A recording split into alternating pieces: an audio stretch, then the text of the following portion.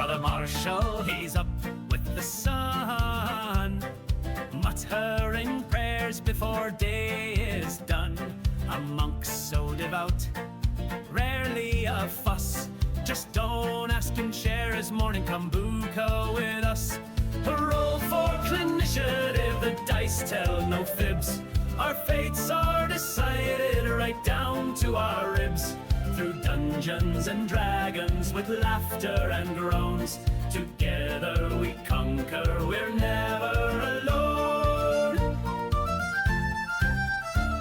Theo Iron Fin, a rogue with pure class, pickpocketing goblins right down to their brass. He's so smooth with his daggers, a true master of sleight. Once stole a nun's habit just for a laugh in the night. Then there's Buxel, a wizard so green, whose spells sometimes fizzle, a chaotic scene. He once got mugged by a nan, lost his wand and his gold, but his heart's in the right place, or so we're told. Roll for Cliniciative, the dice tell no fibs. Our fates are decided right down to our ribs. Through dungeons and dragons with laughter and groans, together we conquer, we're never alone.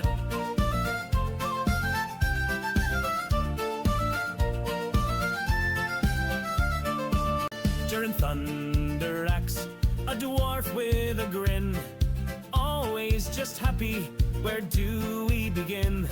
Amidst all the chaos, he just wants to cheer anyone for a ale and perhaps some more beer. Hello and welcome to Roll for Cliniciative, a real play D&D podcast. I am CJ, I am your DM for this evening, and we have with you our regular star-studded cast of D&D Doctor Enthusiasts. Say hi. Hi. Hi. Hi.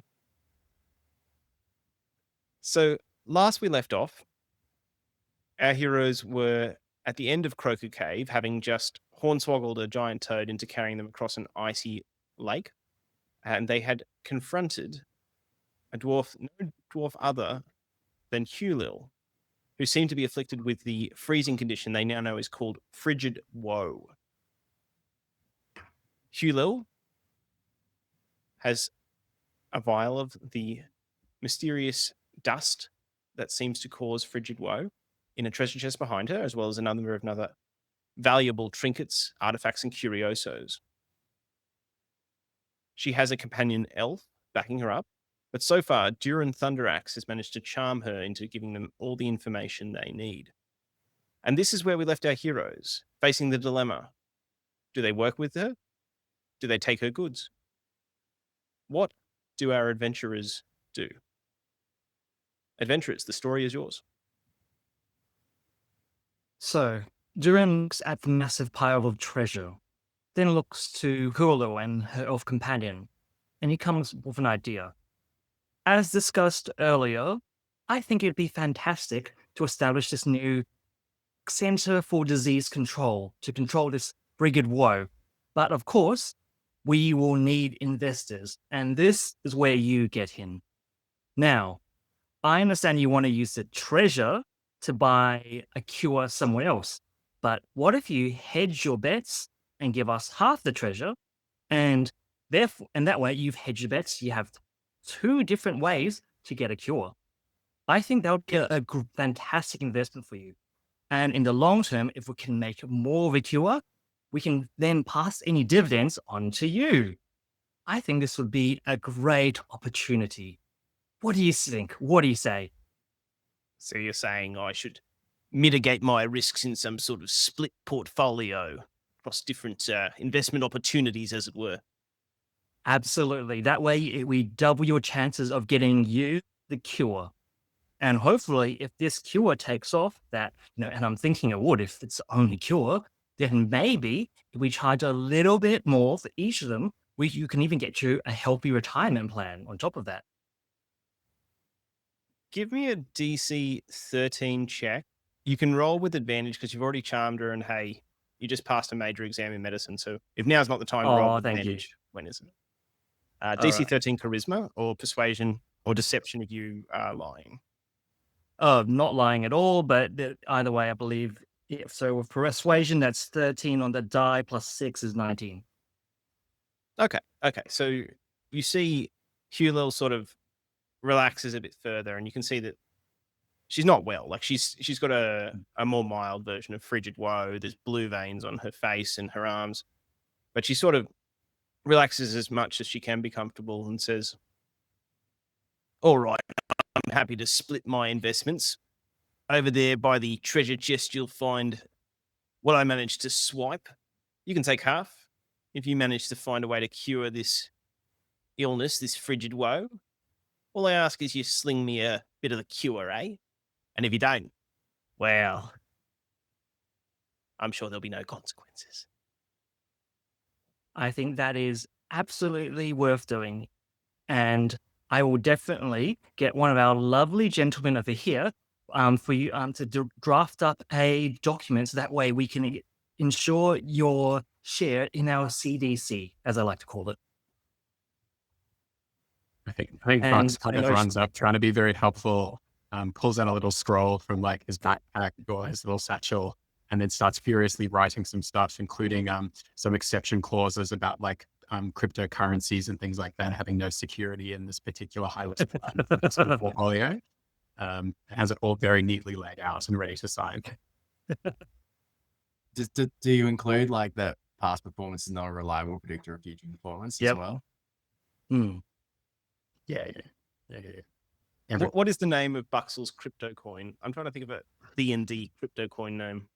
Ooh. Oh, that's a great thing. I'm not entirely sure. Patch coin. Yeah, I think so. Bucks.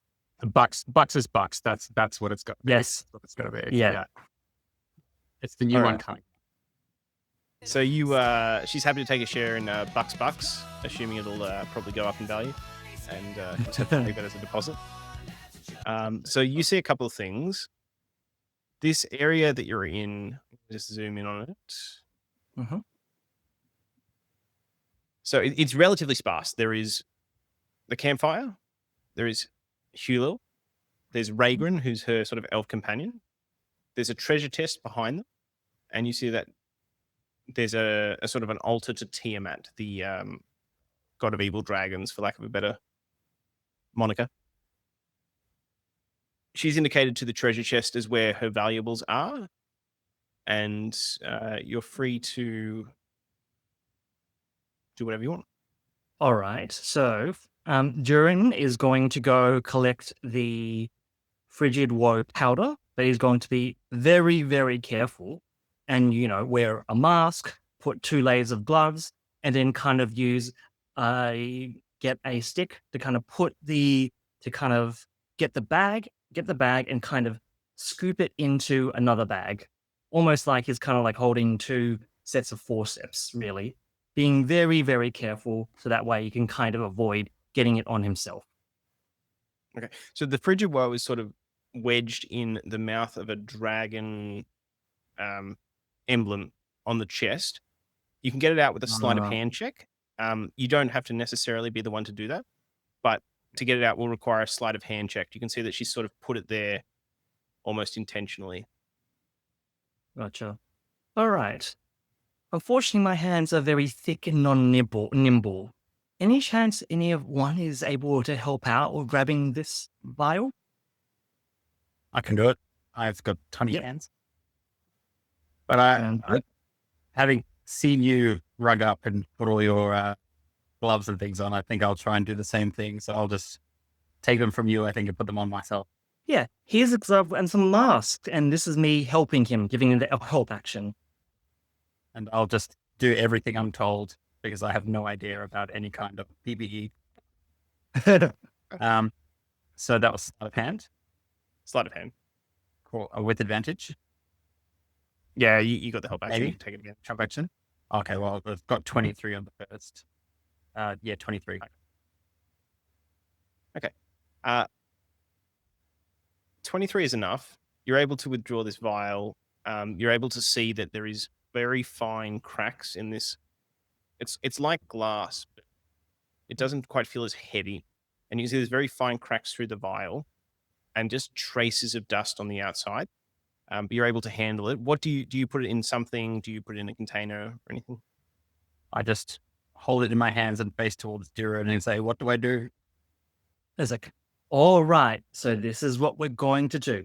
You're going to put this in this bag, and then we're going to put this in a glass jar. Then we're going to put that jar in another jar. So that way it is very, very secure. Though I think one of the jars we have to make sure the top jar is not breakable, because that's how we got into this in the first place. It's all about protection for you, for yourself, but also for everyone else. And that's how we keep people safe. I call it herd immunity.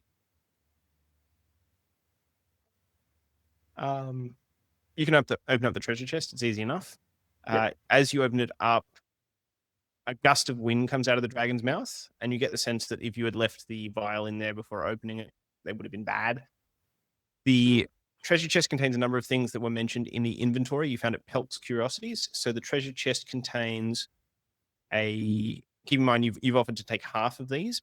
So the treasure chest contains a gilded scroll case with a cosmological map of the multiverse worth about 15 gold pieces, a jade statue of a storm giant at about 25 gold pieces, a quiver with 6 arrows, and a silver ring set with a jasper stone.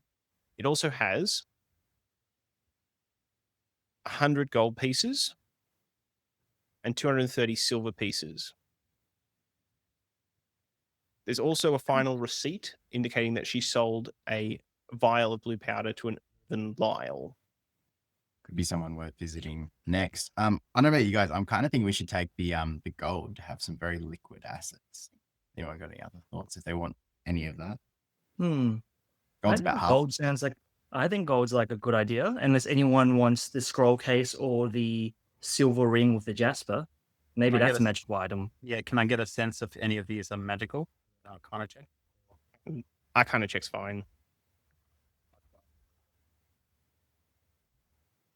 That's an 8.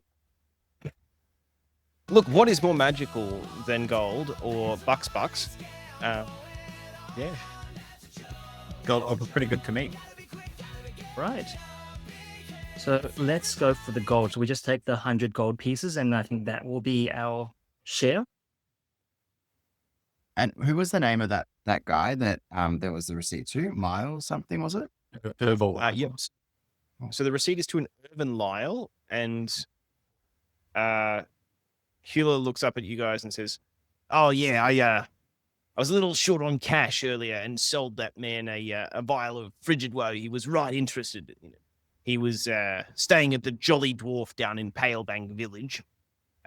Made a bit of quick cash, was hoping to get back to home and find a cure. So I offloaded some of the goods before I realized it was probably the problem." Is there anyone else? Good for you. Sorry. The Frigid Woe? No, I think that's all the Frigid Woes. So there's the one in your hands. There's the one I sold, unfortunately. I'm a rascal like that. And I think that's it, unless you guys found one along the way.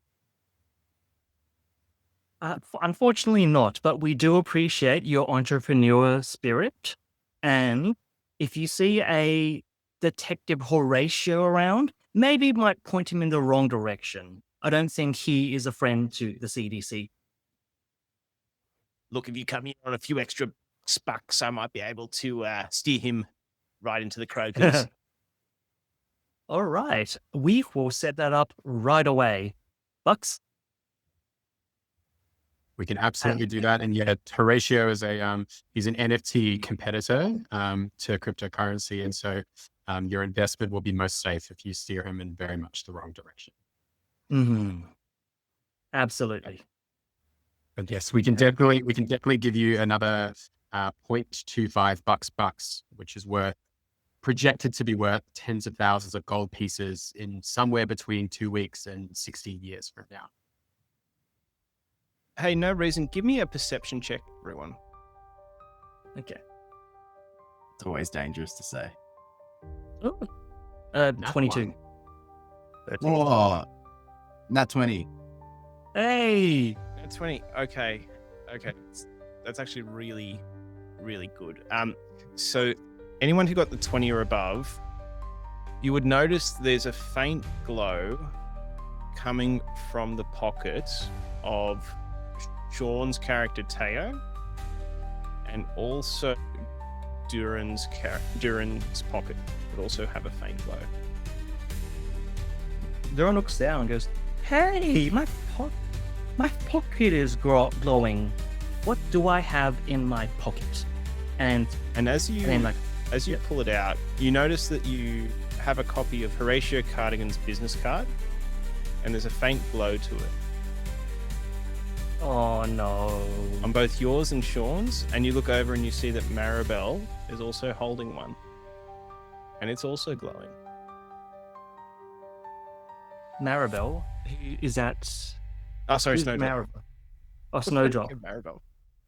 Snowdrop. Like- Snowdrop Maribel Dilworthy is also Oh. holding a card that seems to be glowing. Oh, I take all three and I feed them to the giant toad. Oh, can I? Croaker eats them. I want to hold mine because I mean, that's fine. I feel like we could use this to like know. I mean, I don't know what this means. Maybe it's nearby. We could use that. Or he's following us. What are we? Using these to follow us. Yeah, maybe Horatio is keeping tabs on people. That's how he does it. It's very sneaky. What if we feed it to the toad and get the toad to go far away? Or we get back to town and then we put it in Nibble, you put it on Nibble's collar and get Nibbles to get him to run around the village. Okay, I'll go ahead with everyone's plan and give it. I'll give it to Buxel. I am open to the idea of us investigating the cards a little bit more before we immediately feed them to the giant toad. There was more of a little bit of a bit. Well, idea if he's tracking them. Because in my mind, either he's tracking them or he's I don't know, maybe they can, if we say his name, do they, so if I say Horatio, do they change or do they light up again? If you say Horatio, they just pulse rhythmically just for a second. You don't see anything other than just a pulse, and it happens on all three cards. Interesting. I don't like it. I What? don't like it. I think he's tracking us or he's listening to us. Does anyone? None None of us would have identify yet, would we? Oh, definitely not. Definitely not Durin. Is anyone smart enough to investigate and see if this works? I could do it. I can't. One of you- back. One of you can investigate it. One of you previously looked at the cards and found there was some very small script that you couldn't read. Someone rolled very high previously and found very small script that was illegible. And you think that perhaps a magical investigation check would yield you more than just a straight investigation check. May do it. I kind of check if I may. Yeah, magic's not my specialty. Go for it. Nat 20 or a 24. That's two in session already. Okay. You guys are rolling. Okay, so you get the sense off these cards with a natural 20 that there is magic you would associate with tracking. So Buxel, you found your way to these guys. You've been through the wilderness. No doubt you sort of spent a bit of time trying to gauge how to travel in the frozen north. You get the sense very much that these cards have an element of tracking. There's also something else on there, and it's something you associate. I don't think you actually encountered Horatio Cardigan, but you get the sense of someone's innate magic, and that's all you can really get having never met him. But there's definitely an element of tracking, and there's something definitively to do with Horatio Cardigan, which you don't know him, but you get the sense of someone's strong magic. And We could probably just communicate that with everybody else. It's definitely, it definitely feels like I haven't met this person, Horatio person before, but it feels like he's using these to keep an eye on where people are. And there's something else about him that seems quite magical, but I can't figure out what it is without meeting him or being there. Did he seem magical? Is he Seemed a human? little bit punchy. It's only lowly magical though. Yeah. Hey, Theo, do you know any local animals in the area that we can potentially tie this around their collar or anything? I'm guessing I do. Probably lots of. I mean, we could always just use the toads We and could. lead, them into this cave. Buxel also gets the sense of the School of Enchantment magic. Sorry, with that card. They have a wizard. Interesting. So, toad it is? I think so. Okay. So I'd go up. So I've got the 3 cards now, having sort of done the Arcana check on them. So I think I'd walk up to the giant toad who let us ride him across and is a great friend after our events of last time, and offer them to him like offering a branch to a giraffe. Of, would you like to eat these? And then I would ask him to take us back, but then maybe run away into the distance. Easy enough. Old Croaker was sufficiently charmed last time you rolled. He'll always take a snack, gobbles them right up. Burps. Yay! That Irvin Lyle, is that someone who we might know, having lived in the? Do we know anything about this guy just from our own memory? I don't think anyone would. Hulio goes on to describe him as sort of a tourist or a traveler. So you probably wouldn't have encountered him in the village. And you didn't go to the Jolly Dwarf. You went to the other tavern when you guys sort of hung out initially. But probably a tourist traveling through. To the group, do we have any other leads at the moment, or is that? No, I think that's the only lead we have. Who wants to hold the gold? Should we split that individually between the 4 of us? Yeah, let's do. I think the other thing we could do, possibly after we sort out this next setting, would be, I don't know if any of us know anyone who's really familiar with these sorts of magical items that might be able to give us some extra support or help with them. If only we had someone in the apothecary that could help us. Endurance things. Don't know anyone here. I could potentially help with. Oh, really? Yes, I work in the apothecary. And Oh, perfect. Yeah, splendid. How about we pay this Mr. Lyle a visit, see if we can get the other Vial of Frigid Woe, and then visit your apothecary friend. plan. Let's do it. Excellent. Okay, so you guys are happy to exit the cave at this point. You've said your goodbyes to Hulil and Ragran. You've agreed to send a message. You find a cure. Hulil mentions again that she's heard that people around EiselCross have sometimes succumbed to this illness, and that's her best lead. She doesn't know where exactly, but she's heard of explorers from that area who've succumbed to it. But yeah, you're certainly free to leave the cave if that's all you want to do. Wait, succumb as in like they've died to it? Like what was Yeah, that's where she's obtained the name. She's her crime family has heard of travelers who've succumbed to Frigid Woe around EiselCross, which is a series of island chains to the north. Okay. Do you know how long it would take to get to EiselCross? Not too far by boat, perhaps 2 to 3 days travel. Depends on seas, weather, captain, how willing the captain is to speed, all that sort of jazz. And at the village, would we be able to get a boat through there? Is there? You think so? Like you're a modest sized village, but boats could certainly come through. You could speak to the elder. I'm sure you would have a manifesto of ships coming. It would not be impossible to charter a ship. Oh, before we leave, I'd like to go back to Hilo and say, we would, if you can, I understand that you're part of a large family of entrepreneurs as well.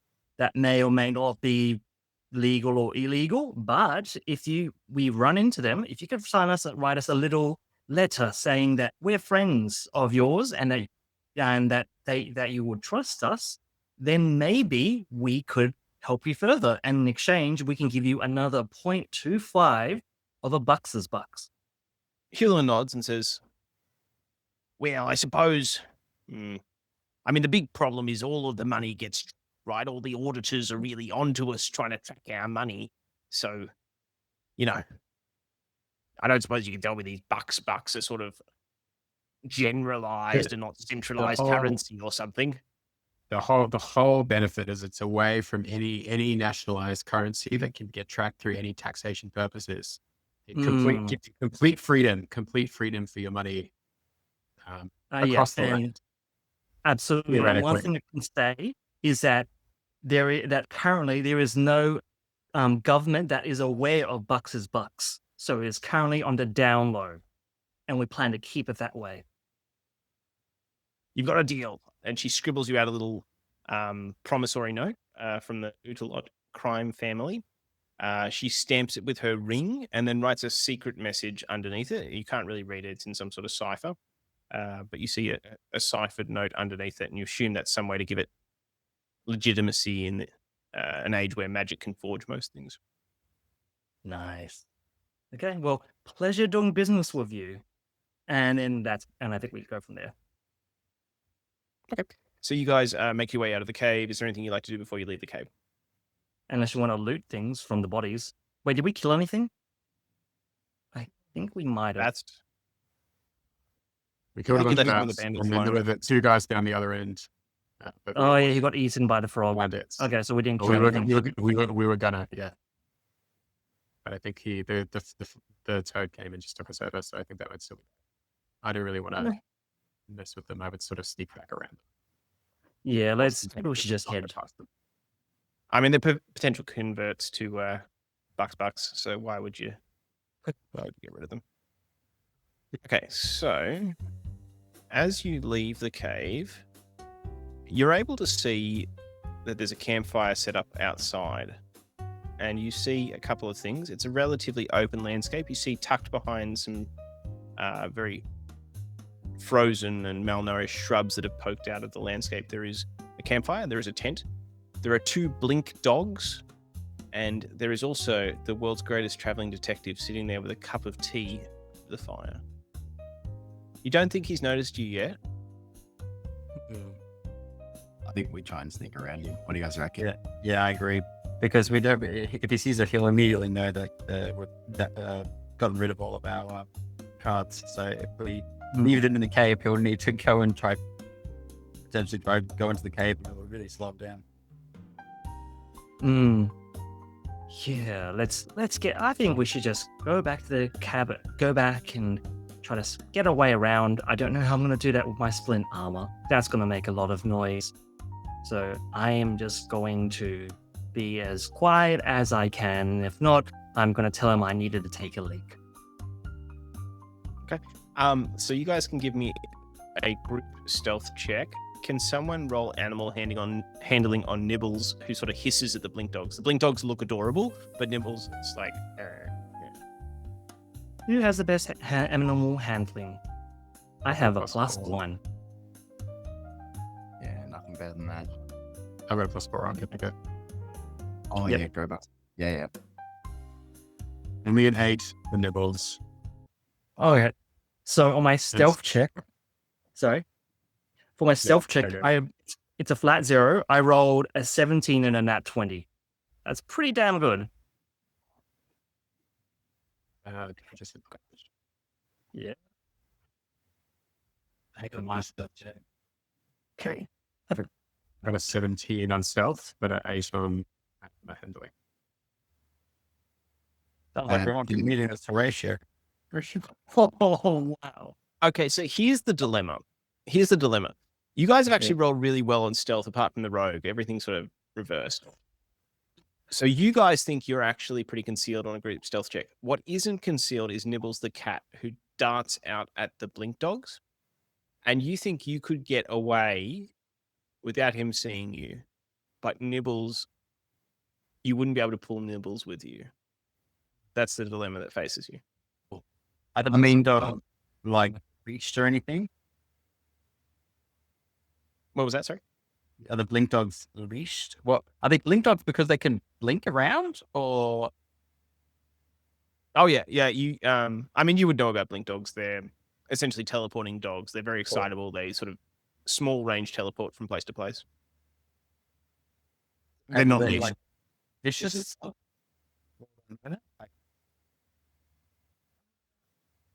You would probably know they're generally friendly. Like any dog can be trained to be vicious, but on the whole, they're likable, friendly breed.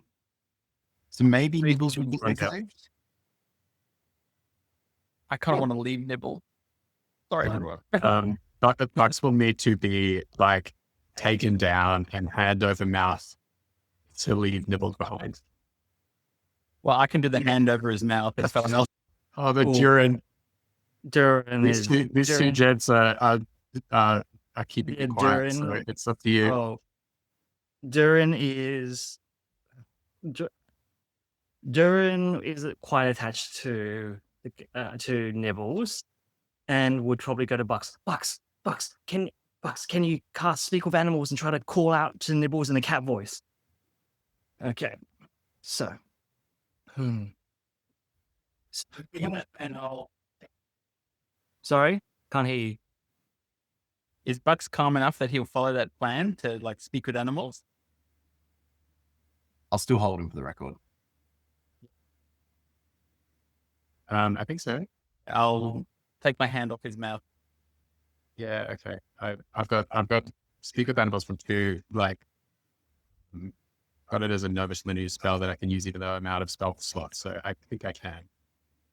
Yeah, go for it. And I would be like, Stop going towards Theo told me. With the spell usage, you're able to convince Nibbles to sort of like hiss at the blink dogs and turn around before Horatio Cardigan notices. So I'll give you that, and you guys are able to slink off into the night. And yeah, Well played. Good job, Nibbles. We're going to get you a collar later, okay? piss poor stealth from the rogue.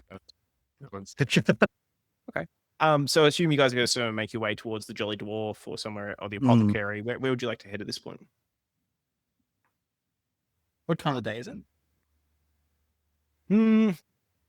I think it would be night. It was Yeah. sort of towards dusk as you entered the cave. I presume maybe 2 hours in there. Like it would be at least 9 o'clock at night. I mean, I think if we think this guy's for me, if he's walking around with the vial of this very dangerous stuff, he could open that at any moment. So I'd be thinking to try and get it. Yeah, and if it's at a hotel, we probably can go there anytime, right? Or like at a pub sort of thing.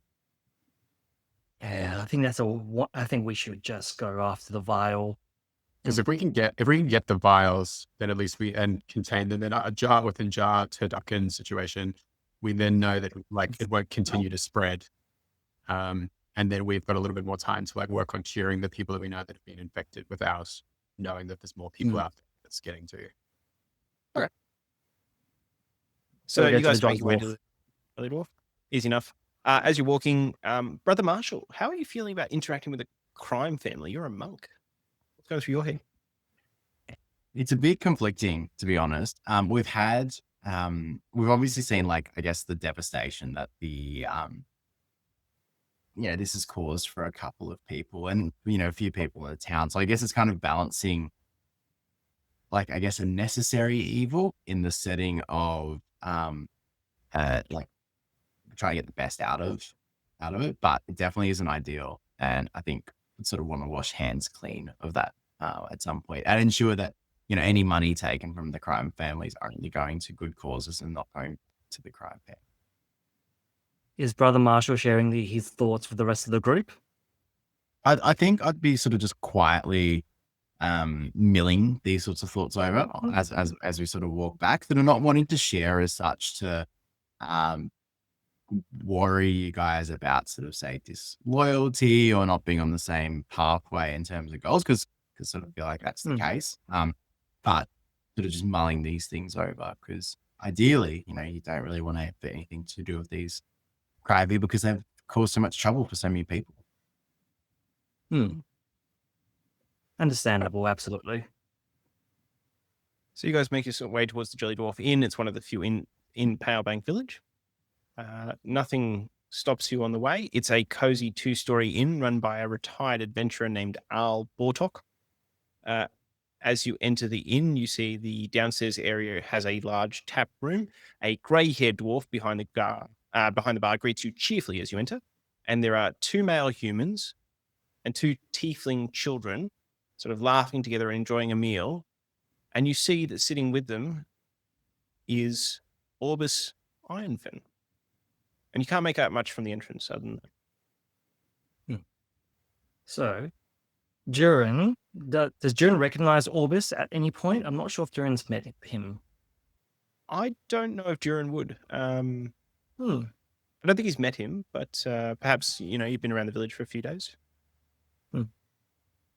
I think Durin would probably go to the cheery dwarf behind the bar and just smile and go, "Brother, wow, I've had a day. Any chance you can buy me a drink?"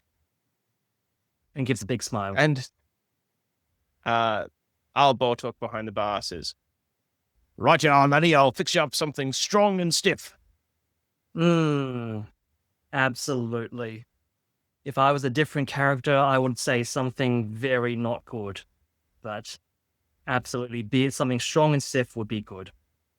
And he would then say, do you know if there's a fellow named Mr. Lyle? I think I'm just a traveling businessman. I have part of my guards work, but I think I could have a great business proposition for him. CJ? I've lost CJ. Okay. And was there like some music for you guys there before? Like, Oh, yeah. Yeah. I was so confused. I thought it was coming from in my house for a moment. I genuinely thought we were walking to like a big trap or something. A part of me was wondering that too. It was like boss music. When he said Orus Iron Fin, I was like, oh, I should know that name. And then I'm like, looked through and it's been like, why is that so familiar? And then I was like, oh, because I made that up. I think I broke it I saw by playing his face like confusion and was like, oh yeah, but yeah, like of course you Theo, you'd know Orbis. You'd sit like it's literally see the name Iron Fin under your face. That's how I clicked in my head and I'm like, oh, well, I adopted that. But yeah, I guess while we're waiting, I was thinking above the table, I could approach this guy as a business proposition and say, I heard you have the vial. What if we get you to trade you the vial for some bucks and see how that goes? If he doesn't take it, Theo can then just go behind and kind of steal the vial from him. Oh wait, is it the guy behind the bar who they think? No, it's just the owner. So we're just trying to find out where he is, I think. Am I back? Yes, you're back. We missed you. I think I tried to play music and it broke it. The music was great. Yeah, it was. We were so scared of that thing.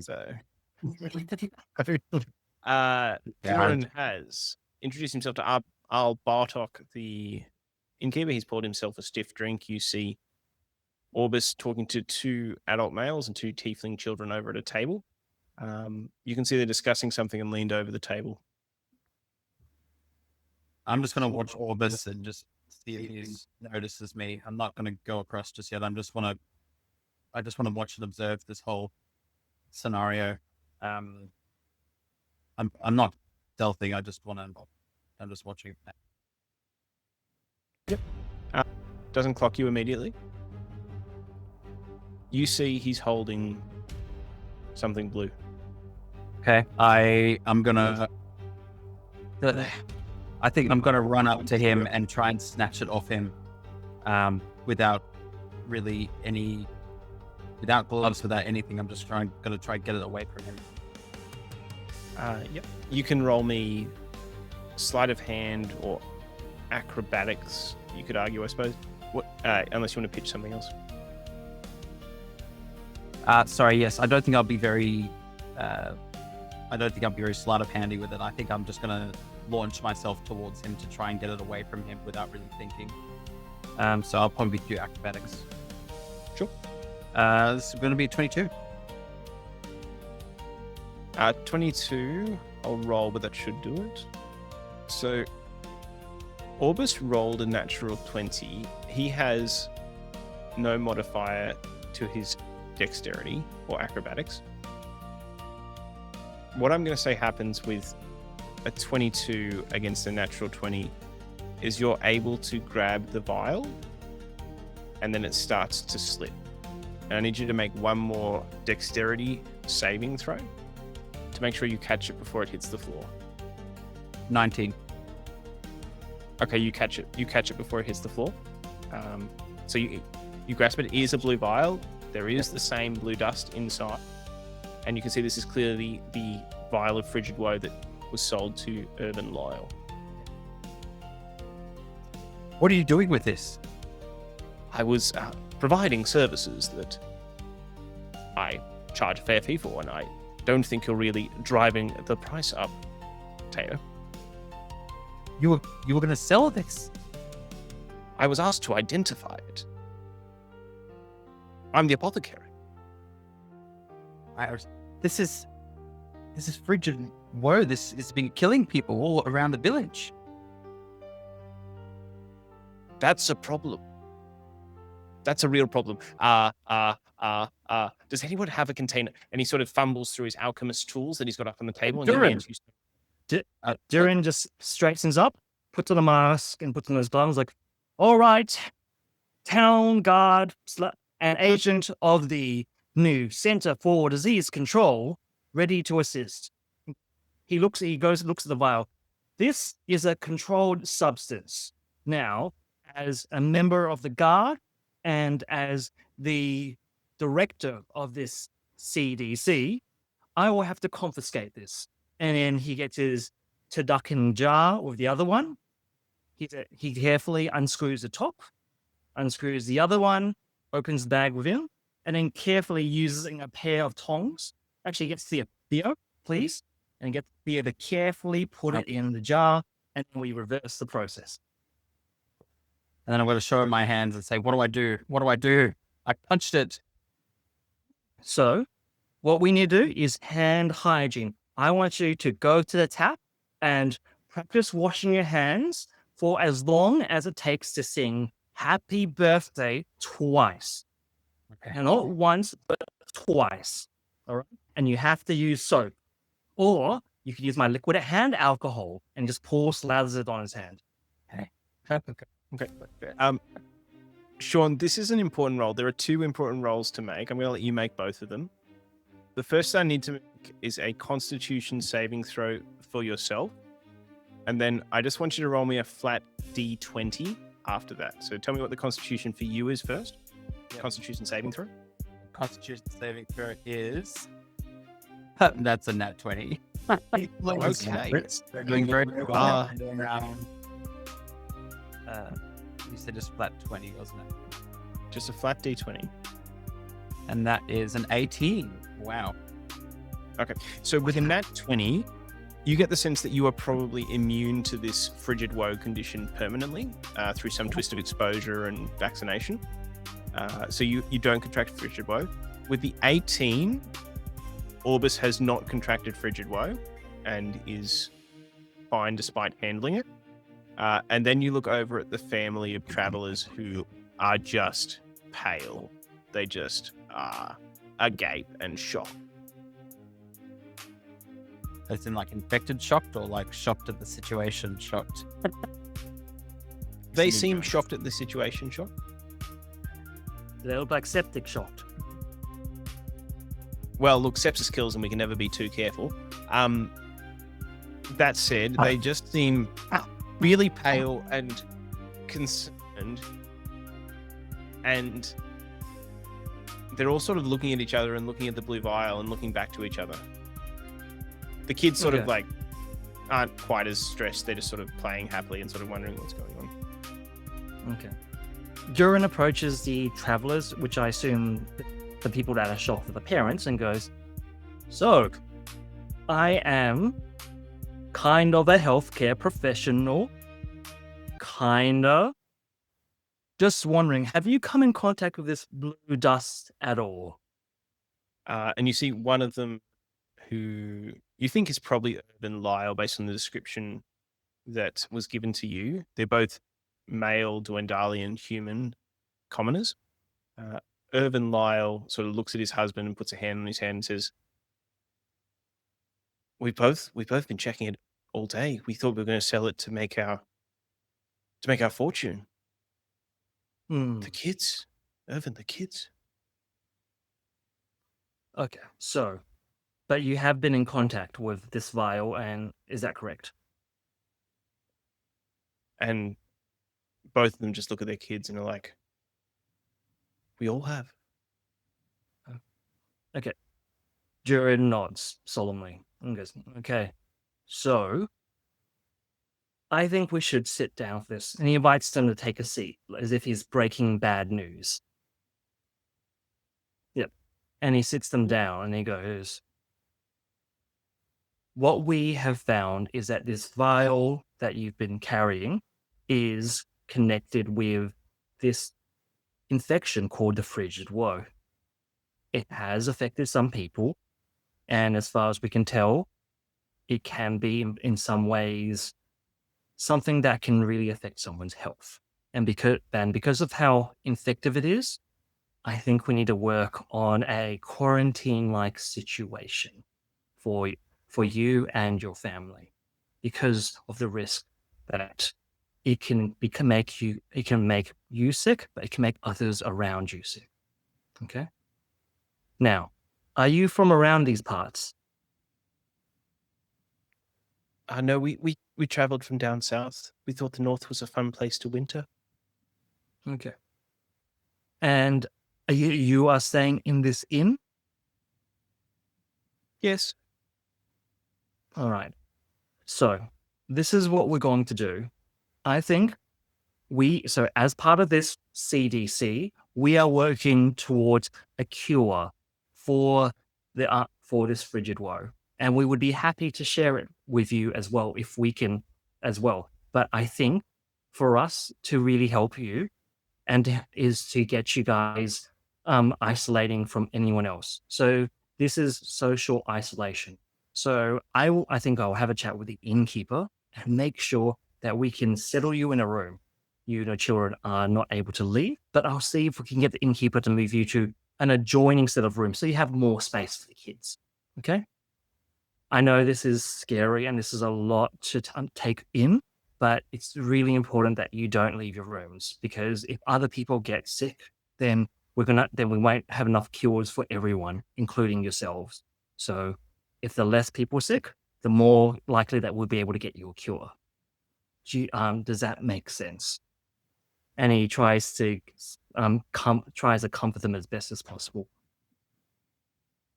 I think They while sort of Durin's nod. doing this with the family, Bux quite awkwardly is just going to walk up to Al, who owns the inn at the bar, and then start doing a supple, quiet pitch about Bux's bucks to pay for the number of days that it's required for the quarantine. I think Brother Marshall will try and assess the family that seem to be implicated with this, to see if there's any signs of what they've seen so far, the infection. No, just Yep, giving him a background of what we've been doing. Okay. So we'll deal with each of those one by one. So Brother Marshall, can you give me a roll just to do an insight, I guess, if you're looking to find out. Bux, while he's doing that, your chat with Al goes reasonably well. Al's like, oh yeah, so you've got a lot of currency, you've got to crack it somehow. If only there was a way to sort of mobilize a network of spell books to sort of to manage all of the data we've got to count. I think honestly, Bux is like really over his head with this. Which I really think- fits I with a think it's like- crypto bro, like, right? Like, Yeah, it's Sam totally. Bankman-Fried or someone. I don't know. Anyway. He's going to like agree without any understanding. But everything that Al says that the currency needs to be able to do with the benefits of it will become true, or will be seen by Bux as true. And Brother Marshall, you roll an 18 on insight. So with an 18 on insight, you can see these people are clearly telling you the truth. They have very much handled the vial, and their kids have probably handled the vial as well. And they are coming down with an overwhelming sense of dread for themselves, but also a tremendous sense of guilt for their children. And they don't know what Frigid Woe is, but based on everyone's reactions, they are very concerned. Do you think they're happy to help, but they are in over their heads and they don't know what to do?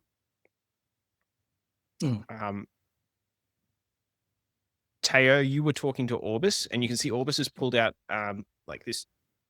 He's not a huge person, right? Orus is not huge, but he's pulled out this massive book out of his pouch somehow, and he's whacked it on the desk, and it's almost as big as him, and he's just like flicking through pages trying to find Frigid Woe, and he opens it up onto a page that shows an image of a frozen man, and it has Frigid Woe written beneath it, and there's some notes there indicating that Frigid Woe is found around the area of EiselCross, the north, and that although it is generally fatal, there is believed to be a cure for it in EiselCross, and that cure appears in the shape of a milky white liquid in a vial. I'll ask Orvis if he knows anything about this cure, or what it is. This liquid. So Orvis sort of pauses, and you see sort of a frown crashes his face, and he says, "There are things in my past I'm not proud of, Theo. I once traveled with a group. We were young, we were a little foolish. We delved deep in EiselCross. One of my fellows caught Frigid Woe, and we were able to. We didn't know it at the time, but we gave him something that looks very much like this, and it did cure him. But it was so long ago. What was it? We don't know. We found it. We were being chased by golems. There was a lab, and we just sort of grabbed whatever vials we could. Some of it splashed onto Friedrich, and as we pulled him along, he slowly recovered. But we were trying to escape from some sort of magic hunter golems, and we didn't have time to log what was there or what was growing it. But we do know that in EiselCross there were something that could treat this. And that was in vials. Was someone making this? Was someone making this antidote? The city of EiselCross has many secrets. It's a fallen city from the calamity. The city itself was a floating fortress that crashed. Afraid they got a little too ambitious. They were working on some very, very interesting stuff.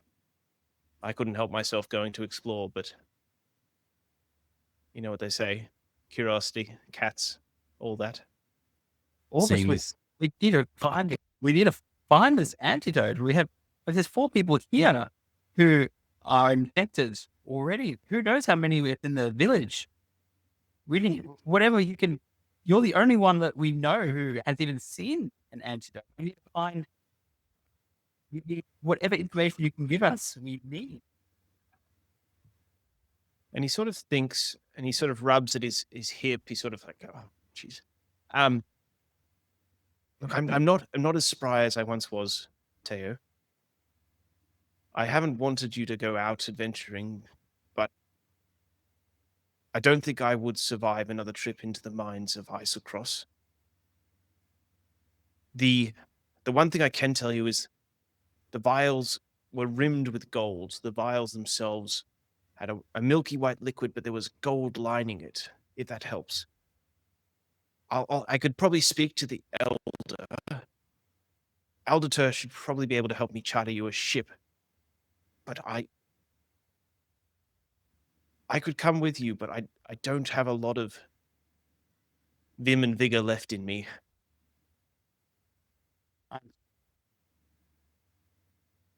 Is there any apothecaries you'd meet with in EiselCross who might be able to help them? Yes, I could give you a name. There's a good chap who worked up there. I did some adventuring jobs with him. What was his name? Jorgen. It was Jorgen. And he goes on to describe a gnomish fellow. Big bushy beard, sort of a friar tuck hairdo, so bald in that area with the sort of rim of hair. And very fond of a sort of a monocular lens. He had one lens on his eye that sort of he could use like a jeweler's tool almost. And he last was seen sort of working out of the camp near EiselCross that the adventurers strike out from. And hearing this conversation, Brother Marshall might come join and sort of ask, how long do you think these people have? Like, to go to EiselCross, it's going to take us at least a couple of days to get there and a couple of days to get back. Do you think they've got that time? I know it's variable, depends on exposure, depends on their constitution. What I could do, and he sort of digs around in his pouch again, and you see he's pulling things out of a pouch that's only like this big, but he's pulling all these tools and things out that shouldn't be able to fit in there. And he pulls out a box, and that box is lined with silver, and there's etchings, and there's a symbol of a sun on there. And he says, "This box is linked to one in my shop. If you can get the vials into this box, they'll be teleported back here instantly. It'll still take you 2 to 3 days to get to EiselCross, and they'll probably be able to hold out for that. And maybe another 2 to 3 days at most after.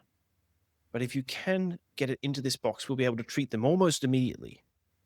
Can we use that box to send you messages as well to keep you updated with our progress and things we're finding? Yes, you could use it. It's got a total of 5 charges, so only generally serious messages, things that are of import. I had this fellow. He adventured with us. His name was Sam. He kept rambling about using it to track prices and commodities and sort of across the continent. Never could get it to work. But you can make it work 5 more times before the magic will fade.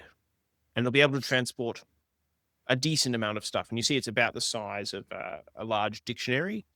You could probably fit 10 vials in there, perhaps. So we've then got everything in one batch if we got 10 vials. One batch. I could probably then give the details of the other people that we know that are infected. So that sort of before we set off, that should we not be able to get back in time, that he can distribute the sugar to Tulgi and the system. And then Durin goes to him. Goes to Orbis. You will be our representative for the CDC. Congratulations on your appointment. And he clasps a hand on him. Thank you, lad. This also will entitle you to 0.05 of Bux's buck every quarter. I think I'd rather take 12% superannuation, but I'll take what I can. As this is happening, you see Elder Aldertor has entered the tavern, the man who sent you out to investigate this originally. You can see that he's sort of locks eyes with Orbis. You get the sense he's been sent a message or a mental communication. And he gathers you around, and he's got a manifesto of ships departing for tomorrow. And there is a ship heading north to EiselCross you could charter. He also hands you 100 gold pieces and says, "Look, thank you for finding out what you could. I wish the outcome had been better." So you can split that 100 gold pieces however you wish amongst the 4. He is happy to pay for the cost of your ship charter, and he is also willing to offer you 200 gold pieces if you can return vials of cure in time to the family of Urban. So if you can get them back, he'll give you another 200 gold pieces as an added incentive, and he'll pay for your ship travel to EiselCross. Excellent. Would you like to invest in Bux's Bucks, by the way? It's the newest decentralized currency sweeping this plains. The way it works is that it's decentralized. It's tracked on ledgers written on the back of spell books. And then he shows them a bunch of spell books that already have Bux's Bucks 0.25 to this person. And that's how it's tracked. Just he just starts scribbling in his notes as you're talking, sort of taking notes, going, yep. Just roll me a quick perception check, Durin. That is a 12. You can see that he's sketched out a symbol and written under it, question mark, pale bucks. And you think that he's taking notes to try and imitate your idea. Oh. Well, Bucks' idea. But the thing is that it's something, the science behind it is really, really complex. Did I say science? I meant magic behind it is really complex. And you need certain key figures for it to work. And it goes, I'm sorry, I'm sorry. I'm just going to have a look at this. Yeah, this won't work. Then he takes a pen, just scribbles on the back of it, scribbles it out and goes, yeah, I'm sorry. It wouldn't have worked. It would have caused the Frigid Woe to be worse. It's very volatile, so you have to be very careful. He nods, walks off. How do we for what it's become worth, cryptocurrency if you bros? want, the Frigid Woe vials can be added to your inventory. They can be used as a weapon if you wish. I'll send you the exact details. But essentially, if you are desperate, you can throw a vial of Frigid Woe up to 20 feet. It will shatter on impact if you use an action. And a cloud of spores will release, and everyone within 5 feet of the vial will take a Constitution saving throw or contract Frigid Woe. It's a DC 11 check, so not super hard, but you could use this as a weapon if you wanted or if you were so inclined. So we've got 2 of those now. You got 2 of those now. And you have both of those, don't you, Durin? Durin does, but does Theo know that he's immune?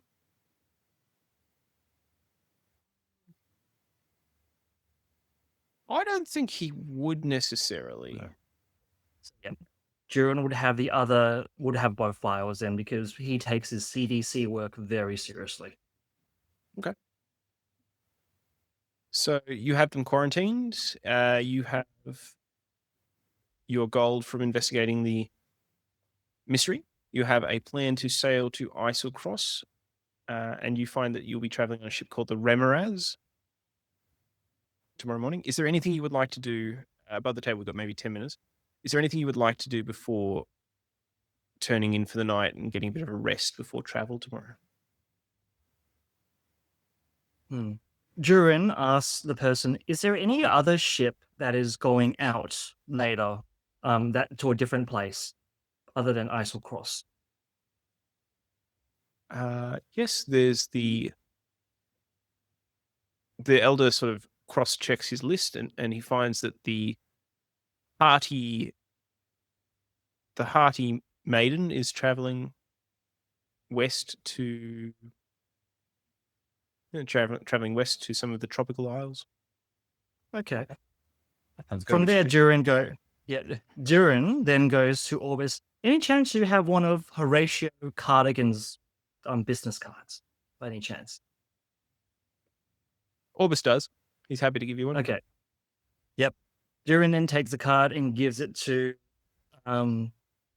puts it in an envelope, writes a name on it. It's like, to my dear cousin Sharon Bigsby at these tropical isles, and goes, I have a cousin that is in the tropical isles. Would you be able to make sure this letter goes onto the ship and gets to her address at number 1 Yemen Street, Yemen, in the tropical isles? A Friends reference, if you haven't guessed it. He nods and we'll do it in exchange for a couple of bucks. 0.5 of a bucks. Oh, that's going to be a 0.1 of a bucks. I remember. I feel like they're decreasing in value. That's easy. I feel like a crypto bro who's got unlimited money. I'm actually keeping a ledger of it, promising bucks.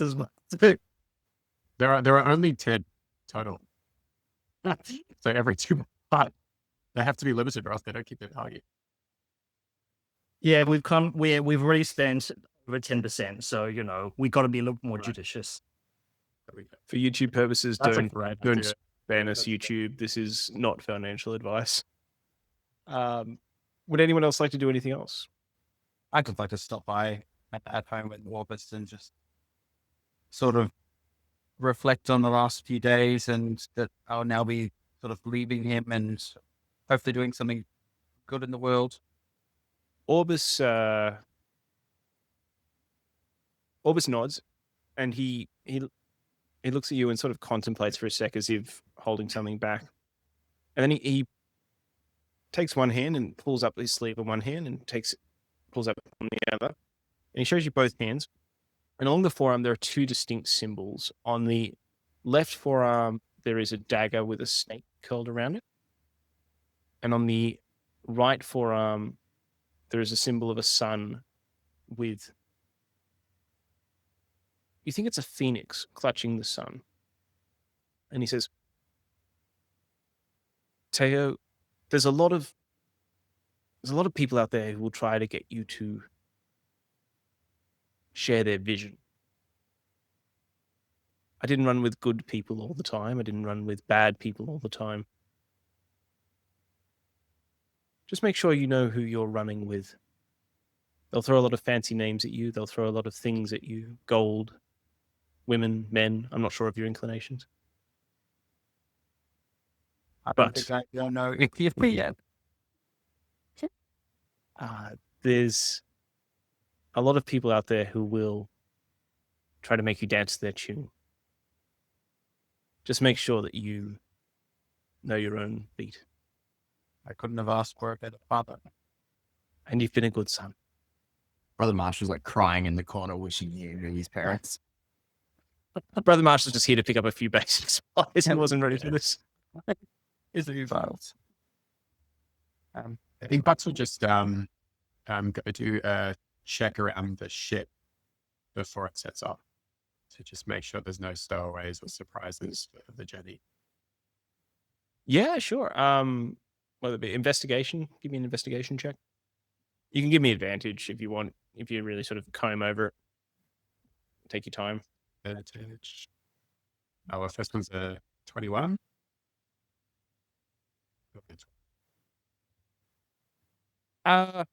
No stowaways. Nibbles has snuck aboard and is already sort of working on the rat population. Perfect. But no sort of new files.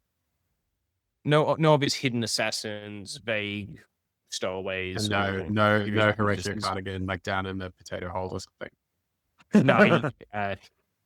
No signs of Horatio Cardigan in the potato. All right. Brother Marshall, do you want anything, any sort of No, I think this will probably Brother Marshall's first sort of journey to sea. And I don't know if he's gonna have sea legs. I think we're gonna find that out. Could be a rough couple of days coming up. So I think he's just trying to find a nice spot, getting a bit of a feel for the boat that's, even in the harbor is moving a little bit. Okay, so the 4 of you gather to board the ship the next day. Mhm. And you see the captain is a gentleman. He's a rakish sort of privateer, tricorn hat, jaunty feather, bright sort of gaudy clothes.